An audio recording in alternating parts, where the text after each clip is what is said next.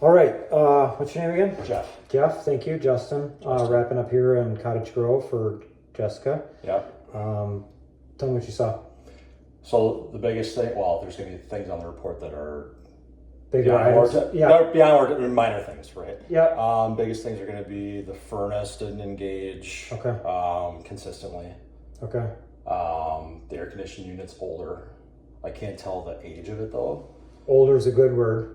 Older, the manufacturer plate on it is worn. Okay. So I can't see the date on it, but if I was guessing, it'd be early 2000s, late 90s, something like that.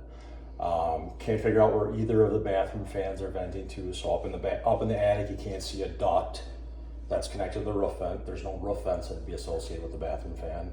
Okay. There's no exterior wall vents that are associated with the main level bathroom fan. And it's venting the roof, or we think it's venting in the attic? So I can see the plumbing vent pipe that's going up through the attic, and that was wrapped with insulation. Mm-hmm. So I was like, oh, that's probably the bathroom fan. Or duct that's going up through the roof. But it's not, it's the plumbing vent. So the plumbing vent's wrapped with insulation. And the bathroom fan would be about 3 feet off of that.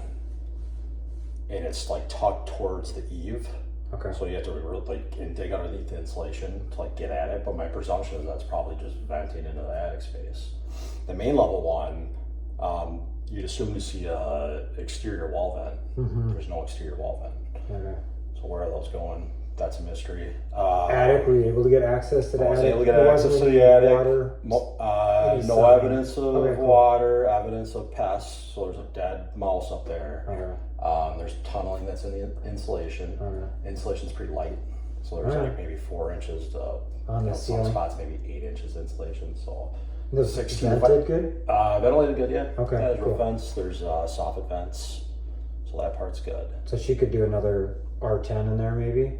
Yeah, probably dump another 10 inches of fiberglass on that. Okay. So right now the R value up there is anywhere from maybe 12 to 10. 20. I mean, 10 like sounds about right. Yeah, That's what I would say. R49 yeah. R49 is the kind of the threshold No. Okay. now for this climate. So Okay.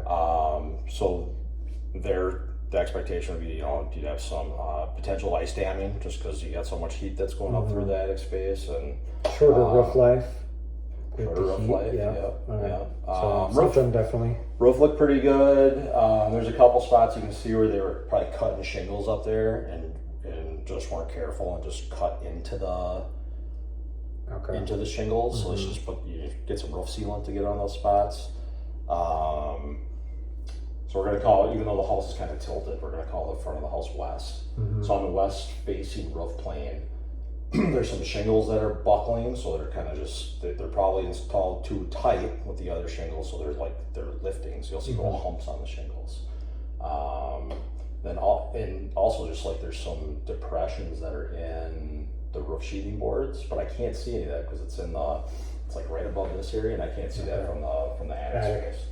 So the presumption there is probably just a sagging piece of roof sheathing, which depending on how old this roof is, which I didn't see a permit associated with this. With the re-roof? With the re-roof. Okay. And the permits, I think, went back to 94 on the online system. They said 8 years, I think, or maybe 2013. Okay. So they might, and sometimes the permit that they pull might not just go into the online system. So there might be a permit for it that I'm not seeing. But permit. It's nice to have a permit for the roof. But if you don't. And then we talked about the slab in the back. It's not there yet. Water's not running in, but it's starting to droop a little bit. It's starting to droop. You can see where they put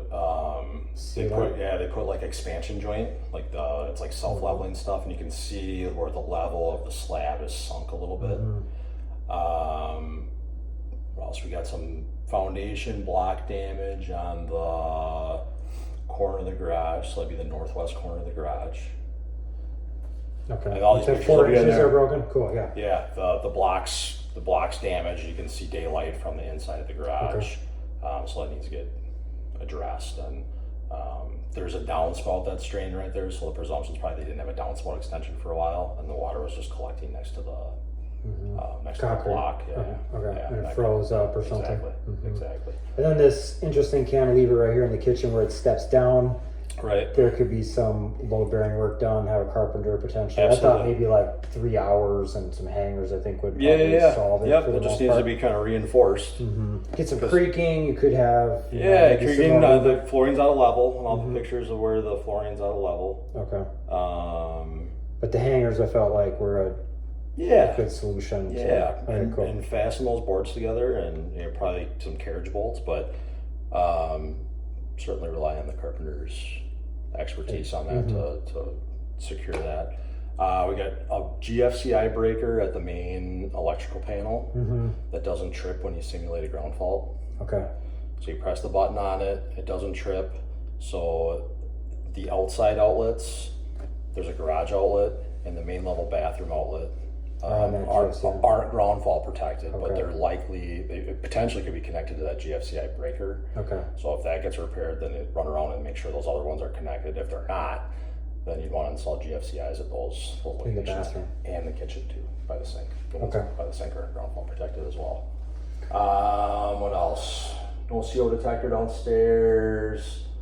No CO detector within 10 feet of the north bedrooms upstairs. So direct nation for that. So some safety stuff. Okay. A few old smoke detectors.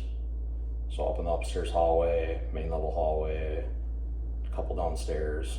So they're probably original, to be honest. Really? Yeah, Nice. it's like 4 Nice. years old. So I mean that's the main stuff. Cool. Yeah. I mean, I do 3 inspections a week, and this sounds better than normal. Yeah. It sounds like 100%. I think our conversation was looks like a good home. I don't see Good home. I mean, good home. Like, anything it's to on really steel. stand by, Yeah, it's on steel beams, steel columns. So that's like the best construction method. Besides the stuff that's going underneath us here. But yeah, no other structural deficiencies besides the block on the corner of the garage and the joist below us. The roof structure looked good. The trusses look good. We talked about the venting. The venting looked good.